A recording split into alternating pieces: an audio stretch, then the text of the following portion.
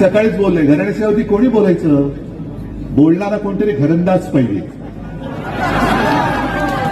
ज्याला घराणं म्हणजे काय हे माहिती आहे त्यांनी घराण्याशिवायवरती बोलायचं.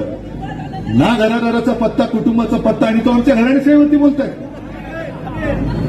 बरं, आज कोणतरी एक सूक्ष्म आणि लघु कोणतरी आहेत, मी नेहमी त्यांचं नाव नाही घेत, मी नाव घेत नाही, पण जसं मध्ये तुम्ही ते काय उपमुख्यमंत्र्याला काय म्हणतात,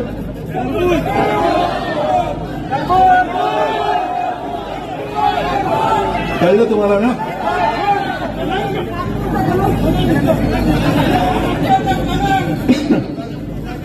त्यांनी ते मध्ये सांगितलं होतं की बाबरी किंवा राम मंदिराच्या लढ्यात शिवसेनेचं योगदान काय.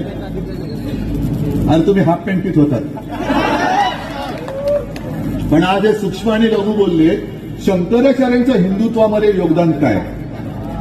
लाज नाही वाटत? एक तर स्वतःचे फोटो छापताय, मोदी सरकारची गॅरंटी, शंकराचार्यांच्या बद्दल वेगळा एक आदर मान तुम्हाला राखायचा नका, हा भाग वेगळा असला तरी शंकराचार्यांचं हिंदुत्वामध्ये योगदान काय. आणि तुमच्याकडे आम्ही हिंदुत्वासाठी युती करू.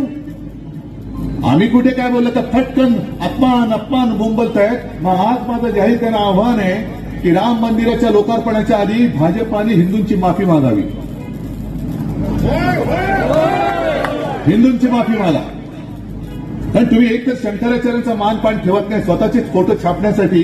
कारण शंकराचार्य आले तर त्यांचे फोटो लागणार, मग माझा फोटो कसा येणार. पण त्यांचा मान सन्मान तुम्हाला ठेवता येत नसेल तर तुम्ही योगदान विचारताय काय, तुमची लायकी काय. मग राम मंदिराचं उद्घाटन करण्यापूर्वी एक तर भाजपाने ह्यांना काढणार आहे की नाही, कारण हे सुद्धा गद्दारच आहे.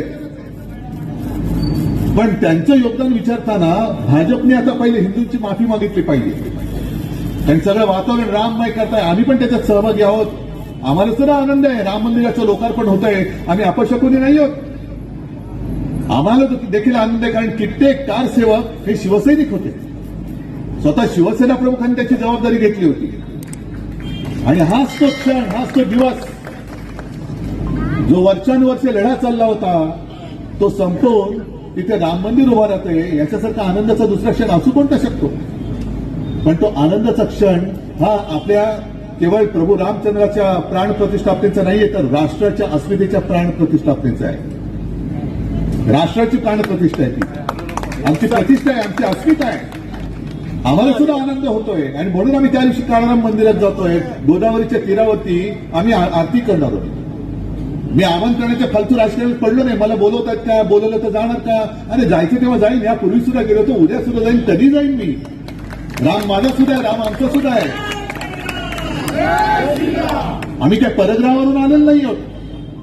पण राम, प्रभू रामचंद्र जणू काय माझी खासगी मालमत्ता आहे. आणि मला एकच फक्त अपेक्षा आहे की फोटो तुमचे जरूर छापा, पण मंदिरात तरी प्रभू रामचंद्र, सीतामाई आणि लक्ष्मण यांची मूर्ती लावा, नाही तर तिथे सुद्धा स्वतःची मूर्ती लावा.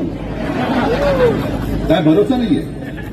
आज या ठिकाणी आल्यानंतर मी मुख्यमंत्री असतानाची एका निर्णयाची आठवण आली.